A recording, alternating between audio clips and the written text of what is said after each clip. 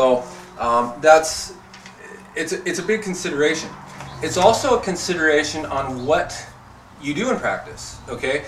Because these guys don't have any technical knowledge, because they don't really know what a hitter ought to do, okay? They ought to be teaching rotational hitting, but they don't know about the existence of rotational hitting. What you get is a lot of non-targeted just fluff.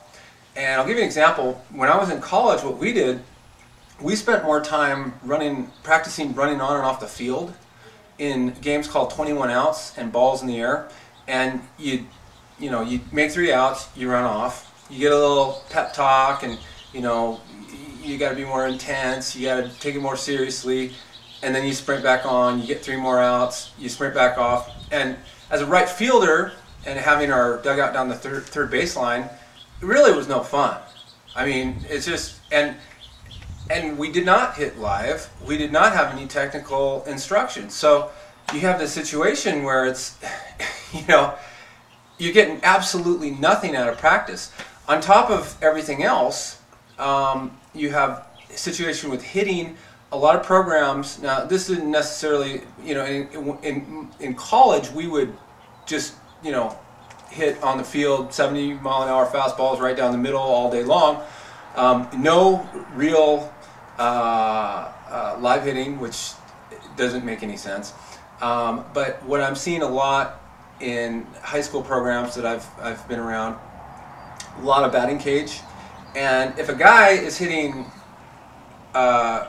with his arms, every swing he takes in the cage he's getting that much farther away from becoming a rotational hitter. He's ingraining that arm swing in that much more.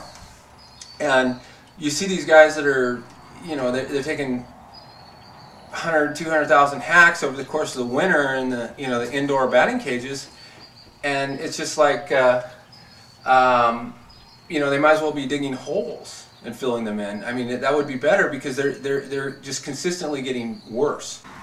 So the point I was trying to make is it definitely behooves a coach to understand the differences between rotational hitting and arms hitting, and how to diagnose what they are. Now, what I would do and what I prefer to do is,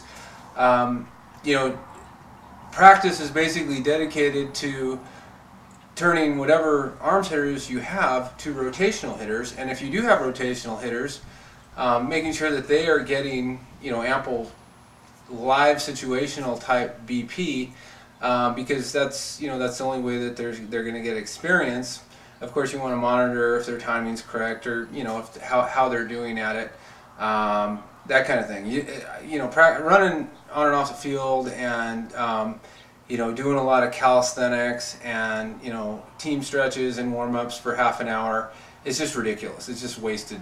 It's just wasted time. And as a coach, at least at the high school level, you just don't have the time to waste on just non-targeted nonsense.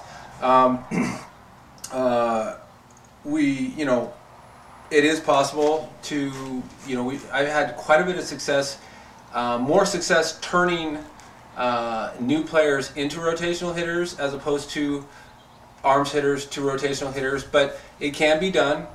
We had a player, and I said the other day, I said that a rotational hitter or an arms hitter can be as good, if not better, than a rotational hitter, but the philosophy being is that if you can get a good arms hitter to hit rotationally, that player is going to be just as good. He's going to be proportionally better rotationally than he is with his arms, because he's a good arms hitter, probably because he's a good athlete, probably because he's strong. Well, those are the same things that go into being a good rotational hitter. So you're looking at 100+ batting average improvements. You're looking at at least 200 points in slugging percentage, because he's going to have a lot more power.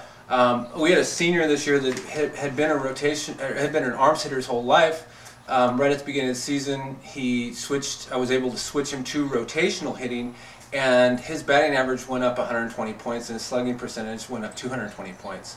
And he did also have a little bit of a learning curve. He ended up hitting .435 in the second half, whereas last year he he hit 260. So it was huge, huge difference. And just that one kid switching to rotational hitting really probably got us from maybe third into second place. Just that one kid. Fruitland, the team that I mentioned that has all rotational hitters, they hit 400 as a team, and their top hitters are hitting over 500, and they score, you know, just tons of runs. They put all kinds of pressure on pitching. It's just, you know, it really is ugly to watch. A team like Fruitland playing a team that has mostly arms hitters, because all their pitchers do is throw curveballs, and it's just one poodle walk followed by another poodle. It's like a poodle procession is what it is, and it's really not the way baseball was intended to be played. Now, as far as where I was going to go from here, you know, I kind of wanted to show what, you know, I've in the course of the last couple of years coaching, I've worked out some pretty solid methodologies as far as teaching rotational hitting. The problem with rotational hitting is it doesn't seem right at first, and arms hitting seems much more natural, and I think that's why 3/4 of amateur baseball is kind of stuck in the arms hitting mold. It can be taught. You know, I've proved that it can be taught. I've had, you know, some success teaching it. You know, and a lot of it has to do with the kids. Are they receptive? Do they think they need to change? This particular kid, he's a better athlete than 260, and he knew it. Everybody knew it, and you know, he was kind of so frustrated that he would try anything. You know, I don't know how rare that is, but I think there's kind of a snowball effect. If you can get one or two kids to change, and the rest of the kids that are arms hitters, they see that these two guys are all of a sudden, you know, a lot better, they're going to start sniffing around a little bit, and at that point I think it would be pretty easy to switch them over. As far as where I go from here, I was considering, well, I'll look at the feedback, and because I've given basically the what and the why, but I haven't really got into the how. There are definitely some tricks to this deal, and that's why so many players don't ever figure it out. I mean, when I was in college, I tried everything. I mean, everything I could think of. Okay, but what happened was I was still trapped in a arm swing model. I was trying little things. Changing from arm swinging to rotational swinging is not a little thing. It is a huge thing. It is you're doing things a completely different way that you're accustomed to doing it, and you almost have to be taught it. If you didn't pick it up to begin with, you almost have to be taught it. I've got some drills that promote it. You know, you're using muscles that you've never even used before. You're moving in a manner that you've never even used. If you compare the contact positions of a professional player, go watch television, record a game, stop the videos when you see a good swing to stop it on, and just stop it right at contact and right before contact, and see if they're skipping or are they punching. And I guarantee you're going to see that they're skipping. So what I'm going to do is, I might post some, I'll probably have some pictures to go along with this, what I'm talking about right now.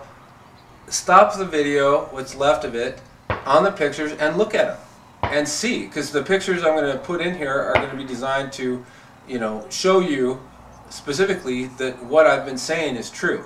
Okay, I'll just check the feedback. Also, pitching is not as bad a situation as hitting, but there is definitely some room for improvement in that. Pitching's not, it's not as bad, but yeah, there's a lot there. There's a lot of chicken left on the bone there. So, thanks for watching, and we'll see you next time.